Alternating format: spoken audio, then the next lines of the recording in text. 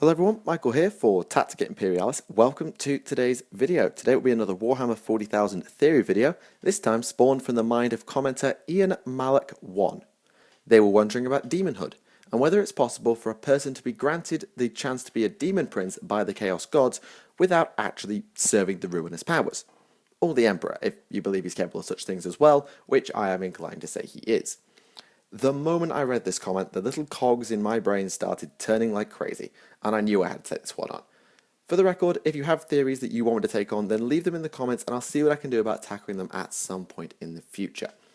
I don't think there are really conditions to apply here, other than the fact that the individual in question cannot worship Chaos / the Emperor in any way at all, otherwise it defeats the point. So, with all that said, let's see what we can do about making ourselves an unwitting little demon prince. The first thing we're going to need to establish is how a demon prince actually works and thus is created. According to the 40k wiki, a demon prince is, or well, was, a mortal champion of chaos who won the favour of either their patron god or all of them. The god or gods in question will then bestow this favour by transforming the body of the champion into an immortal demonic one, causing the champion to transcend humanity and become a demon prince. You'd expect they'd ask first, but as far as I'm aware, the only person who's actually been able to say no is Abaddon. So they don't ask, they're the Chaos Gods. As far as we've seen, most demon princes have been drawn from the ranks of the Adeptus Astartes, but there are cases in which a regular human has been ascended too, such as the initial demon princes like Be'lakor or Doombreed, or the Imperial Deacon Mammon, who was ascended by Nurgle following his instigation of the Siege of Vrax. The terms and conditions for becoming a demon prince are extremely random. There's no "here's how to become a demon prince in 5 simple steps" guide. But more than often it appears that a single act of overwhelming carnage, all-consuming decay, transcendent pleasure, or incomprehensible change is seemingly better than a series of smaller, not so drastic acts if you wish to become immortal. You could also consider making an offering to Chaos of some sort, such as a large amount of Loyalist gene seed, an extremely powerful artifact, perhaps even the soul of a very powerful individual. Looking at you, Fulgrim. So that's how we make a demon prince. The question now becomes whether an individual has ascended to demonhood without actually intending to. What I mean by this is if an individual has done something to convince the Chaos Gods they are worthy of ascension without actually worshipping Chaos or making any direct offerings to them, or if someone has been ascended through someone else. The latter has actually occurred, as Angron was ascended by Lorgar in an attempt to cure the effects of the Butcher's Nails that were slowly killing the 12th Primarch. A tenuous example of the former would be the Khornate demon prince Uraka as Baramael. Very complicated name.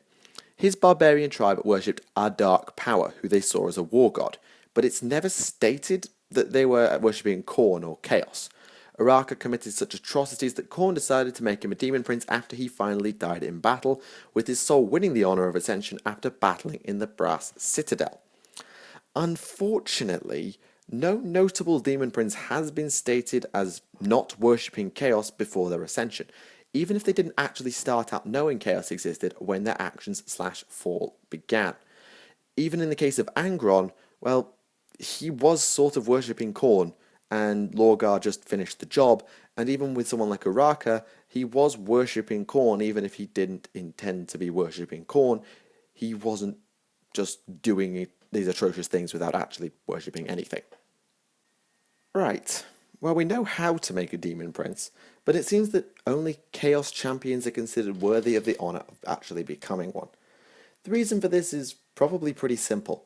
There are so many individuals who worship Chaos that the gods can really afford to be picky about who they choose to ascend, only rewarding those who show the greatest devotion or commit some of the most abominable acts in their name. Considering the lengths that Chaos followers will go to in order to win the gods' favour, it seems very unlikely that someone who didn't actually act in the name of Chaos at all would even be noticed. The other issue is that it's basically impossible to do something worthy of demonhood without actually doing it for Chaos. As Chaos is basically a reflection of human emotions and the gods themselves encompass said emotions, it makes it unlikely that thoughts of evil schemes, massacres, etc. will not empower the god in question and allow their servants to get into the individual's mind to turn them to Chaos. This means that whilst the initial thought may be spawned without the influence of chaos at all, by the time the act is actually committed, it's extremely likely that chaos has corrupted the individual, tempting them and making sure that their deeds serve chaos to the maximum. See Magnus the Red if you need a good example of this.